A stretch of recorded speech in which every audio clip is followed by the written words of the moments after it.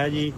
चुकिया डडियाल पुलिस है लेकिन बंदा इस टाइम पता नहीं है किहड़े जगह आ, लेकिन वो इन्ना कि मैं दसिया जे मैं तुसा मिगी बंदा ट्रेस करके दसो कि चुकिया डडियाल पुलिस है तो डडियाल पुलिस ने अंडर होना चाहिए आ। तो जे कोई बाहर नहीं पुलिस आई है तो फिर भी वो डडियाल थाने की टच कर सी तो तुसा की इलम हो सी तो तुसा मिगी तुसा कोई टाइम देने 10-20 मिनट असा कि बंदा ट्रेस करी तो दसो। तो ये जबर है, जुल्म है, असा गरीब लोगों की जी आवाज़ है इसकी दबिया जाई रहा है।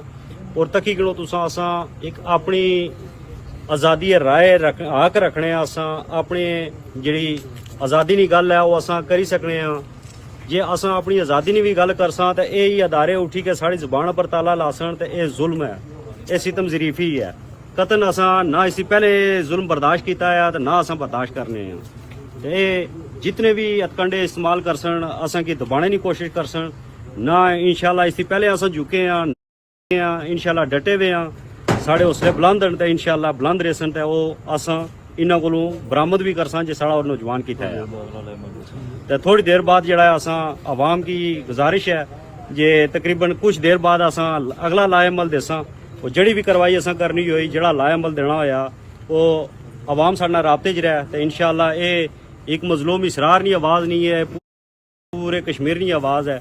इंशाल्लाह पूरा कश्मीर इसने नाल है, शाना बिशाना है और इंतजार है जे ये असा की क्या जवाब देने तो उसी बाद असा अगला लाएमल देसा। बहुत शुक्रिया।